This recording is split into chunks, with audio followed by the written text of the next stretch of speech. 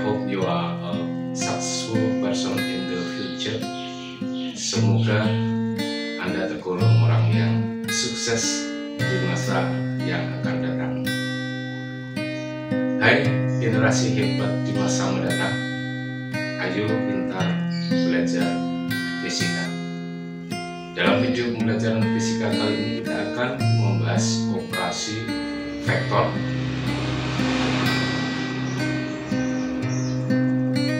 yang terdiri atas satu, penjumlahan vektor ataupun pengurangan vektor dengan metode grafis.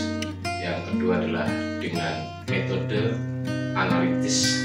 Yang ketiga, penentuan resultan vektor dengan rumus kosinus. Yang keempat, penentuan arah vektor dengan perumusan sinus. Dan yang kelima adalah perkalian vektor.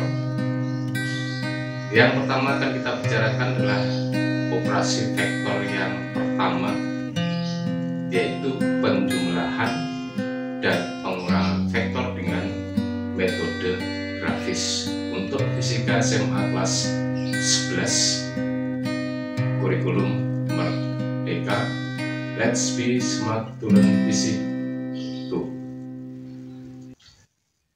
Penjumlahan vektor dengan metode segi 3. Kita perlihatkan di sini sebagai contoh ada vektor A arahnya ke atas terhadap horizontal membentuk sudut tertentu, besarnya adalah A yang dilukiskan dari pangkal A sampai ujung A.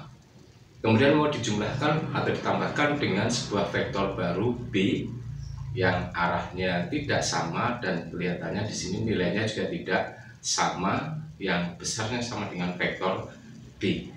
Nah, selanjutnya marilah kita jumlahkan kedua vektor ini dengan metode segi 3. Pertama-tama vektor A kita pindahkan di sebelah kanannya di tempat yang lain tanpa mengubah nilai dan arahnya. Kemudian vektor B juga kita pindahkan di sebelah kanan, kita sambungkan pangkal B berada di ujung vektor A seperti terlihat pada gambar, dan selanjutnya hasil dari penjumlahan vektor secara metode segitiga ini dapat dihasilkan dari menarik garis mulai dari pangkal A sampai pada ujung B. Nah, ini adalah hasil penjumlahan vektor A dan vektor B secara grafis. Yang besarnya adalah R, adalah resultan hasil penjumlahan kedua buah vektor ini. Besarnya R dapat dicari dengan rumus R sama dengan vektor A plus vektor B. Metode penjumlahan vektor yang berikutnya adalah secara jajaran genjang. Jadi suatu misal vektor A mau dijumlahkan dengan vektor B. Jadi vektor A arahnya membentuk sudut tertentu ke arah atas dan vektor B nya sudut tertentu ke arah bawah. Jika dijumlahkan dengan secara grafis melalui metode jajaran genjang ini, langkahnya sama, yaitu vektor A dipindahkan di tempat lain, dan kemudian setelah kita pindahkan ke tempat lain, kemudian vektor B juga dipindahkan ke tempat lain, tetapi pangkal B menjadi satu dengan pangkal A.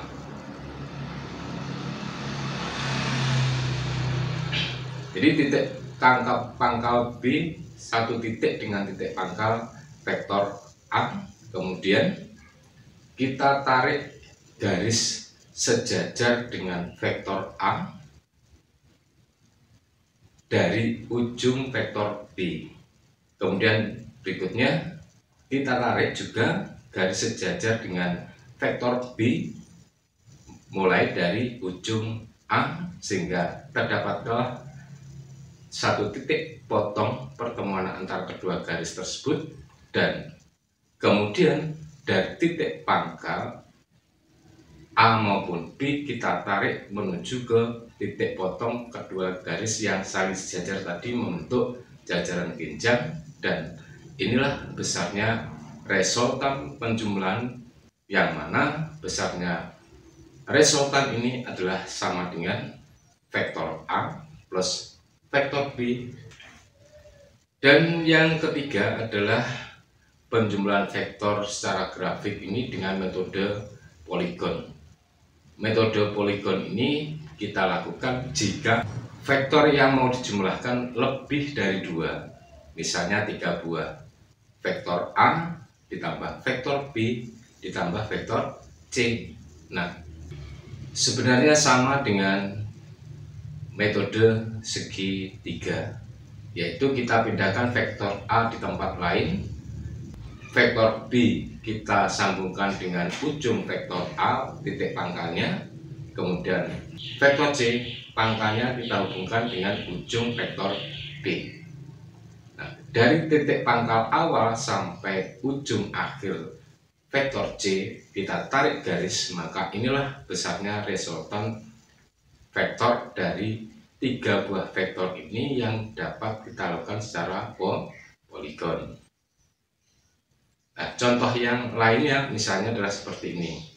Ini 3 buah vektor juga, A ditambah vektor B ditambah vektor C. Secara lukisan atau grafis dapat kita lakukan sama langkahnya, yaitu kita pindahkan vektor A, vektor B, dan vektor C di tempat lain dengan menyambungkan sama seperti yang sebelumnya. Maka pangkal dari vektor pertama sampai ujung dari vektor terakhir itu adalah sebagai resultan vektornya. R sama dengan vektor A plus vektor B plus vektor C. Nah, untuk menyatakan berapa besarnya, maka vektor A, B maupun C ini harus kita buat skala vektornya lebih dahulu. Misalnya untuk gaya 10 Newton, mau dibuat garisnya berarti harus menggunakan mistar. Kita buatkan skalanya 1 cm mewakili 2 cm.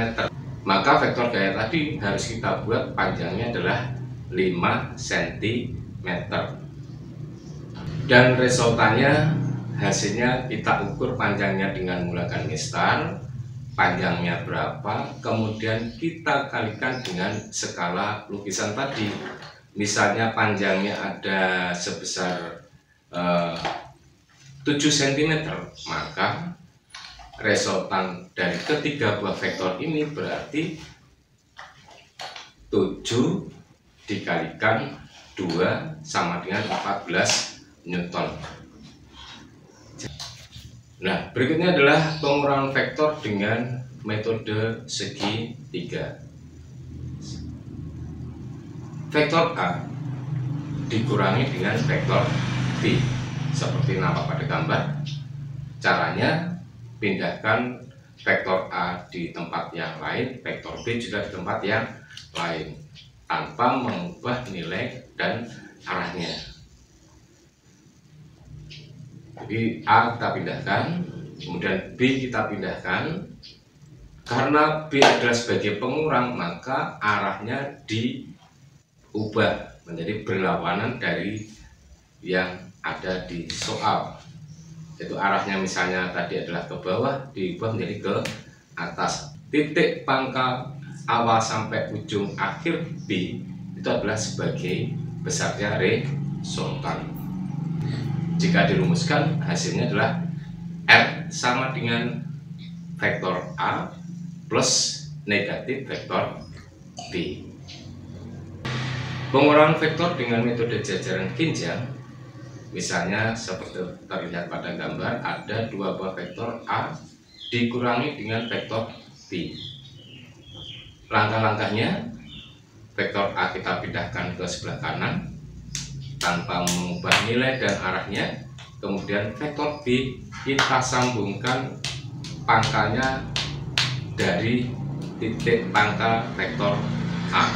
Namun karena B ini adalah sebagai vektor pengurang, maka arahnya diubah asalnya adalah ke bawah menjadi ke atas, atau ke kiri menjadi ke kanan menjadi ke kiri.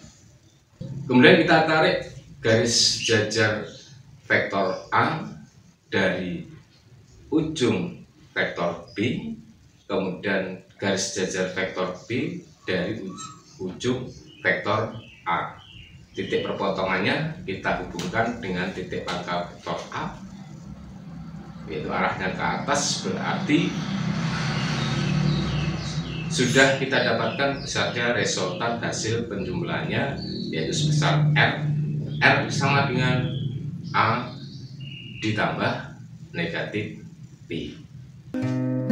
Demikian pembahasan tentang operasi vektor yang pertama, penjumlahan dan pengurangan vektor secara grafis, ada dengan menggunakan metode segitiga, kemudian jajaran genjang dan poligon. Untuk fisika SMA kelas 11 kurikulum merdeka. Semoga dapat membantu belajar fisika Anda. Ayo pintar belajar fisika. Salam fisika, maju bersama, dan sukses untuk Anda. Wassalamualaikum warahmatullahi